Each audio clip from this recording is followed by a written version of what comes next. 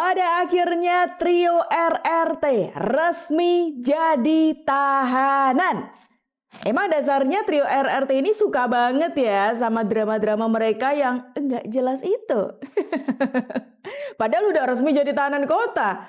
Tapi lucunya mereka ini masih ngeles aja dan tidak mau mengakui kalau mereka ini tahanan. Aduh, kok kocak bener ya tinggal mereka. Padahal udah jelas loh. Kenapa sih nggak mau ngaku?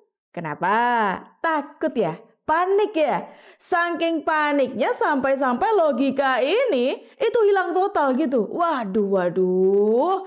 Nggak perlu bingung dan nggak usah banyak drama lagi teman-teman. Mendingan kita tapuk aja mereka-mereka ini pakai bukti nyata. Tonton video ini sampai selesai karena kita bakal bahas tuntas di sini. Tentang apa ini, Bang? Ya, hari ini.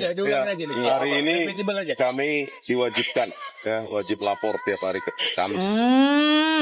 Terima kasih Pak Penyidik, ya. Artinya kami juga kayaknya jadi tahanan kota nggak? Enggak. Enggak masuk.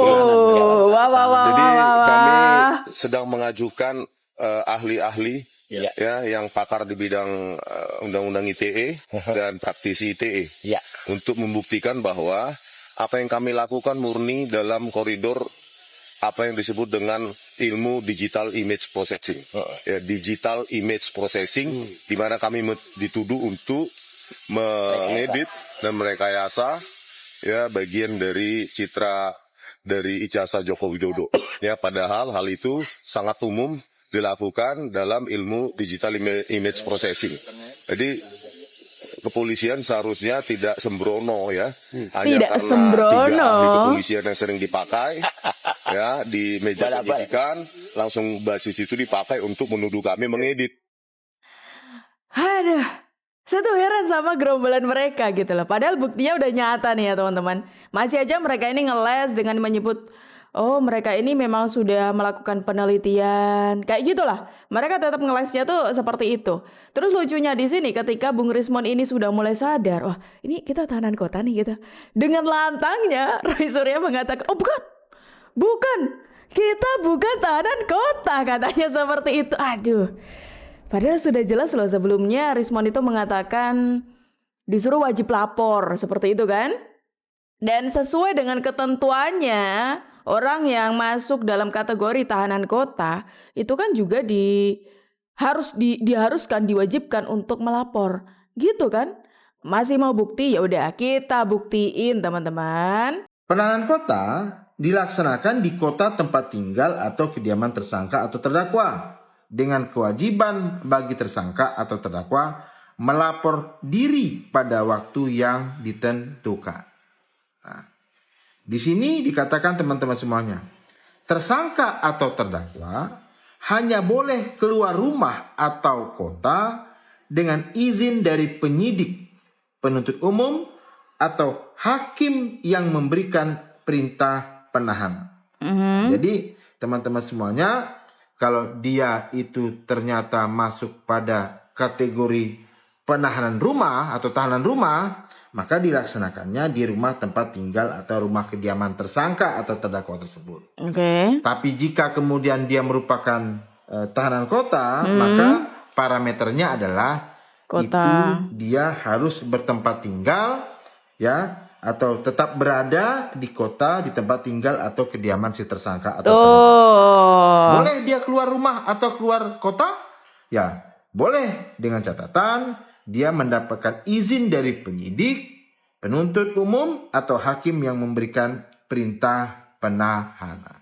Jadi mudah-mudahan video singkat ini kita bisa tahu ya, beda antara penahanan rumah tahanan negara, penahanan rumah, dan penahanan kota. Nah, sudah terjawab kan teman-teman? Ini sudah sangat jelas sekali ya, yang mana kemarin yang happy-happy karena tidak ditahan langsung gitu ya. Terus kemudian ini ada penjelasan nih, yang mana penjelasannya orang yang menerima penahanan kota, yang jadi tahanan kota, ini memang tidak dipenjara secara fisik di dalam tahanan, enggak. Tapi ibarat kata kayak ditahan di kota tertentu, yang mana dia punya kewajiban untuk wajib lapor. Dan sesuai yang mereka katakan tadi, mereka diharuskan wajib lapor ke Polda. kok masih bisa ngeles kalau mereka ini bukan tahanan kota? Terus tahanan apa? Apa? Masih mau ngeles? Sudah ada loh buktinya. Dan menariknya teman-teman, kalau kalian sadar, ternyata ini jawaban dari pernyataannya Pak Suhedi yang pernah mengingatkan Roy Panci dan kawan-kawannya untuk tidak senang-senang dulu, walaupun kemarin waktu pemanggilan, pemeriksaan ya, itu tidak langsung ditahan. Kak, apa ini sekian lama ini kemudian sekarang ya pada akhirnya sampai juga ke tujuan gitu Pak? Sampai ke titik yang kita harapkan ya. Iya. Artinya perkara ini yang selama ini kita duga Oke. ini kok kayak mau berhenti di tengah jalan, ternyata enggak. Oke. Nah, tadi ada pertanyaan menarik nih. Kok lama dan sepanjang ini ya? Nah, setelah kami juga mendengar kemarin paparan dari Polda Metro yang disampaikan oleh Bapak Kapolda ya, itu kan ada suatu perkembangan yang luar biasa. Salah satunya ya, saksi yang demikian banyak. Yes. Ya, ada 300 saksi. Terus kemudian juga ada alat bukti. Ya, kalau nggak salah tadi ditemukan atau diperoleh alat bukti itu 700 lebih alat bukti. Oke. Kemudian ahli yang tidak tanggung-tanggung juga jumlahnya, ada 22 ahli dari berbagai disiplin ilmu. Nah, barangkali maksud daripada penyidikan dari Polda Metro ini nggak ada ruang lagi berkaitan nanti ngelak ke sini, ngelak ke situ, berdalih sini, berdalih ke situ, ya kan, yang biasa dilakukan, ya, selalu mencari pembenar. Nah, mungkin itu akan mengunci semua ruang gerak berkaitan dengan masalah ranah pidana yang menyangkut fitnah ijazah Pak Jokowi. Gitu. Jadi artinya dengan kondisi yang seperti ini, kekunci kanan kiri atas bawah kira-kira gitu ya? Kanan kiri atas bawah depan belakang. Ya, kan? Harus gitu dong. Iya kan? Betul. Artinya dia doang gitu. Nggak ada ruang gerak lagi bagi dia untuk menghindar atau kalau saya lihat sulit. Iya. Ya, karena kenapa? Ini kan kasus yang dianggapnya tadinya remeh-temeh. Betul. Sekarang menjadi kasus penting. Menjadi kasus besar, menjadi kasus kepentingan masyarakat banyak. Karena suatu penuduhan, apalagi itu berkaitan dengan masalah gelar ya, yang selama ini tidak ada masalah kemudian dipermasalahkan. Ini kan harus jelas, harus betul-betul terukur ya. Sebetulnya siapa yang salah, siapa yang benar, siapa yang menuduh, siapa yang dituduh. Itu harus jelas. Hukum harus betul-betul hadir dalam bingkai memang ini harus ditegakkan. Bukan lagi kepada ranah wah sekarang lagi cari pembenar dan sebagainya, bukan seperti itu. Nah ini nih yang sebelumnya pernah diingatkan oleh Pak Suhadi. Memang ini tuh harus jelas gitu ya teman-teman ya. Makanya kalau mungkin gerombolan mereka itu merasa oh ini kita bebas nih ibarat kata seperti itu, jangan senang-senang dulu. Dan ternyata kita sekarang sudah tahu jawabannya. Mereka jadi tahanan kota. Yang mana mereka itu diwajibkan untuk wajib melapor. Ya gitulah teman-teman. Ini sudah semakin terbuka ya. Semakin jelas gitu. Semakin terang benderang. Murni kecewa kemarin tidak ditahan teroris? Oh iya, sebenarnya kita sangat kecewa ya. Kecewanya karena supaya dia tidak membuat keributannya atau perpecahan lagi antara anak bangsa. Maksudnya sebenarnya kita juga menyerahkan masalah ini kepada kepolisian ya, karena polisi memang apa yang mereka putuskan itu juga sudah melalui pertimbangan. Dan status tersangka dan status tersangka itu tidak diwajibkan untuk menetapkan seseorang untuk harus ditahan. Nah, semangat untuk supaya mereka ditahan apa sebenarnya? Nah, semangat kita untuk mereka ditahan itu supaya mereka itu tidak menyebar hoak lagi dan masalah ijazah-ijazah ini stop ya, berakhir sampai di sini, jangan berkepanjangan lagi. Kemarin itu kan pas mereka keluar dari Polda, itu si Rismon mukanya tegang, terus Roy Suryo tidak lagi konferensi pers. Biasanya kan mereka kalau keluar dari Polda itu selalu konferensi pers. Tapi itu mungkin salah satu ini ya supaya mereka kayaknya tidak negosiasi dengan Polda. Negosiasi pasti ada. Selain negosiasi paling juga dibongkar itu. Ini loh kalian punya data. Bukti-bukti kalian ada, jadi kalian tidak bisa sembarang juga bicara keluar juga ya. Tapi memang kan seseorang ditahan itu apabila ada indikasi dia menghilangkan barang bukti atau dia melarikan diri ya, atau dia tidak kooperatif. Tetapi kalau atau ada jaminan kalau dia kooperatif ya mungkin tidak ditahan ya. Ataukah memang polisi polisi memberi mereka biar lega dulu mereka ini. Istirahat dulu kan. Istirahat dulu, lega dulu. Pemeriksaan masih tetap akan berlanjut. Tapi ada pasti ada pemeriksaan lanjutan. Nah, jangan senang dulu. Saya takutnya ini mereka ini diberi kebebasan dulu sementara, habis itu baru kalian ditahan. Mungkin begitu juga. Tunggu Bunda, kemarin itu dari penyidik bilang seperti ini bahwa kami mengeluarkan mereka itu berdasarkan atas ada juga permohonan dari saksi ahli mereka. Iya. Saksi ahli yang sehingga meringankan. Sehingga itu pemeriksaan hari ini selesai tapi akan ada pemeriksaan lanjutan. Kira-kira siapa saksi ahli yang dimaksud itu ya? Ya itu ya, saya sampai hari ini kan belum dengar siapa saksi ahli itu. Tetapi gini loh, pendapat teman-teman di medsos ya, khususnya di medsos itu bahwa seakan-akan bahwa saksi ahli itu menyampaikan satu bukti yang otentik yang kiranya polisi bisa membatalkan tersangka, membatalkan status mereka sebagai tersangka. Nah, apakah memang itu bisa? Ini yang perlu juga saya pertanyakannya kepada ahli-ahli hukum ya. Apakah memang bisa seseorang yang sudah ditetapkan tersangka bisa ditarik lagi status tersangka itu sebelum ke pengadilan? Nah, ini menarik sebenarnya. Bagaimana kalau akhirnya mereka ditarik status tersangkanya dan dibatalkan ke pengadilan?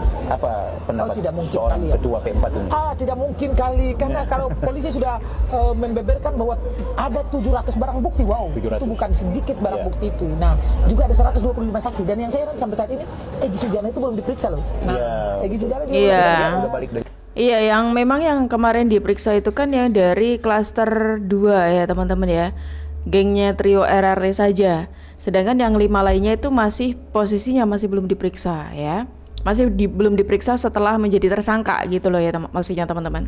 di London ya, kemarin kan dia di luar negeri. Sekarang sudah ada di Jakarta gitu. Oh, dia sudah di Jakarta. Ada kemarin tuh beberapa hari yang lalu Nah, konferensi pers. kalau nanti dia dipanggil, berarti nanti mereka dipanggil. Jangan-jangan setelah dia datang dijebloskan karena dia sudah berusaha melarikan diri. Nah, kalau untuk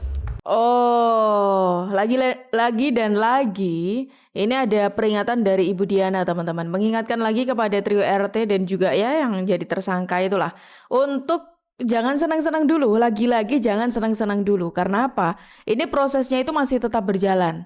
Kalau kemarin sudah ada pemeriksaan setelah menjadi tersangka, ada Rismon, Tifa dan juga Roy Suryo, bisa jadi sangat besar kemungkinan ini nanti akan adanya pemeriksaan lanjutan.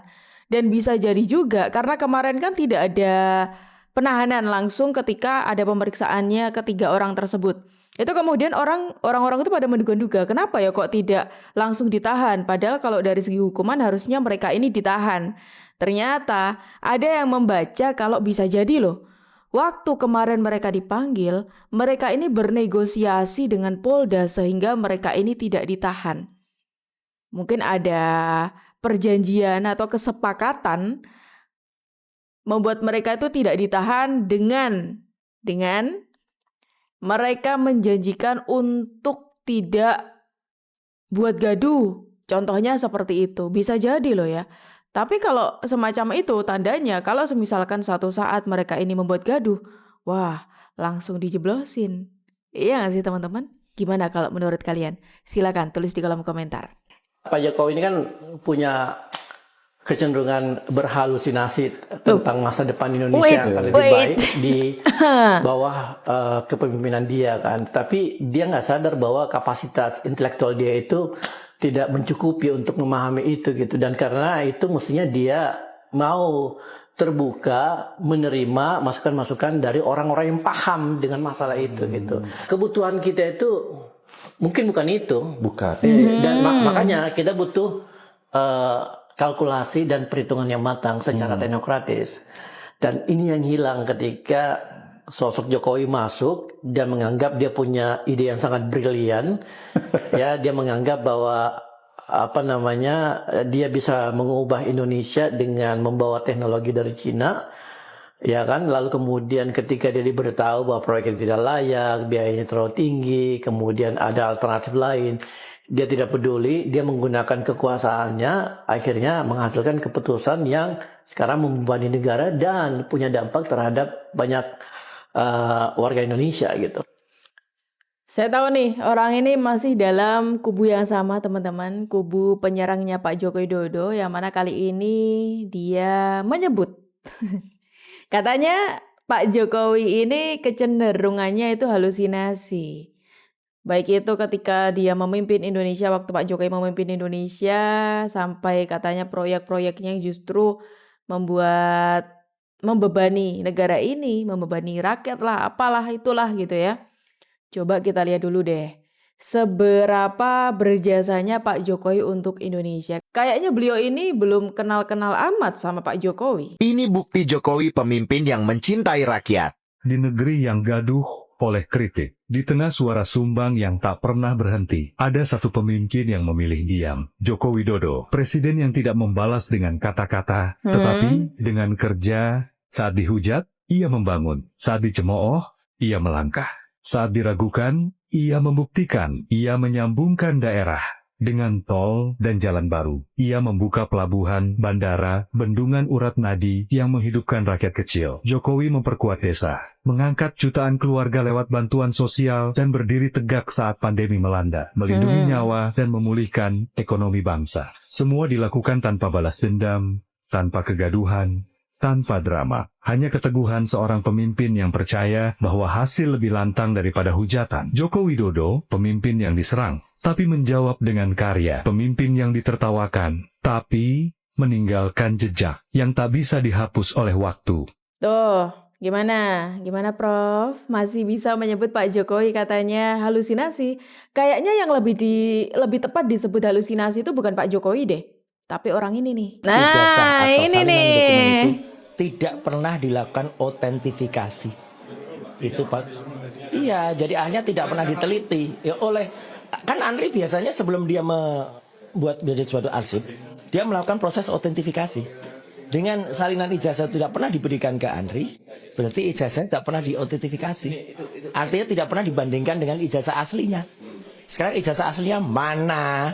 Nah ya, yang halu itu Roy Panci. Kenapa saya bilang halu? Bayangin aja, ketika dia yang menuduh ijazahnya Pak Jokowi palsu, tapi dia maksa Pak Jokowi untuk membuktikan bahwa ijazahnya asli. Kan ya lucu, kocak bener orang ini.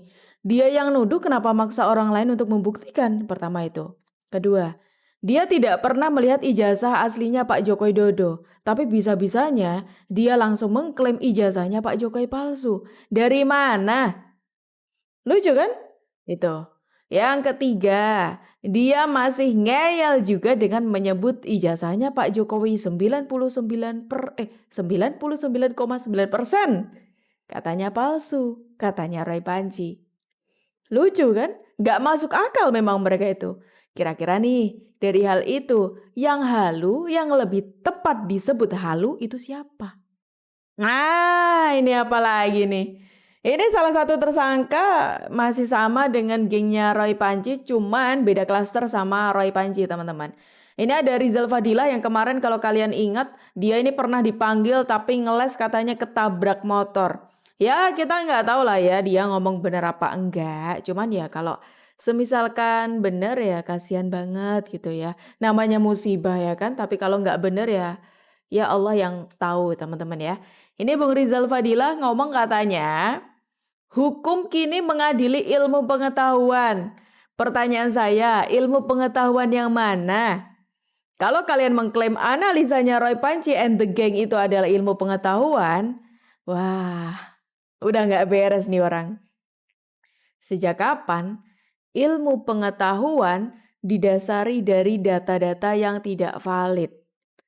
Didasari data-data yang dimanipulasi. Dari mana? Pak Jokowi, kenapa lah Roy Suryo CS Bapak kasih poin lagi? Kenapa lah mereka tuh nggak langsung aja diselesaikan? Kenapa Bapak masih ngasih poin mereka? Nunggu apa lagi sih Pak? Siapa yang bertunggu lagi? Atau ada lagi rupanya ada dengkotnya?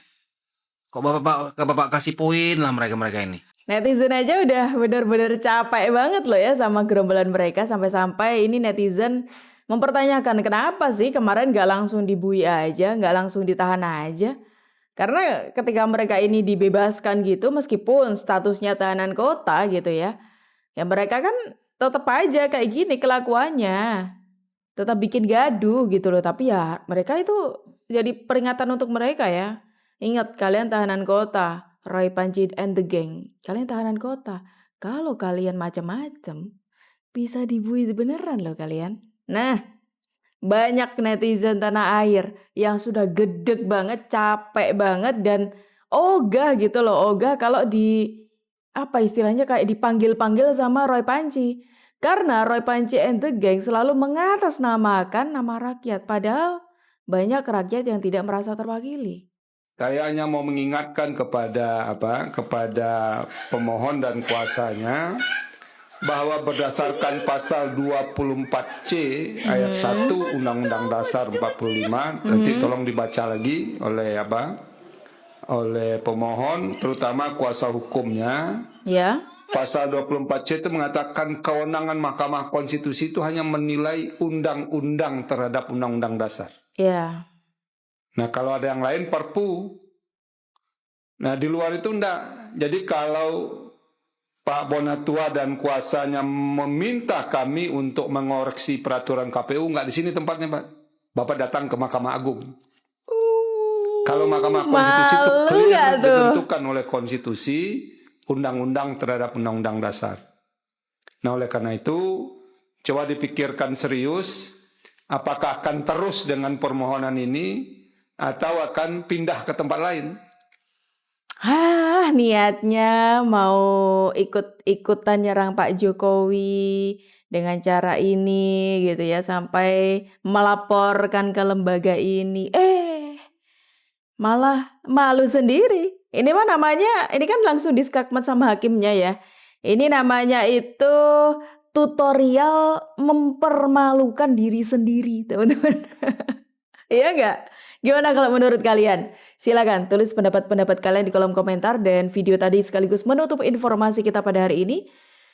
Terima kasih karena kalian sudah menemani aku dari awal sampai akhir. Aku Jujupa, pamit undur diri. Sampai jumpa.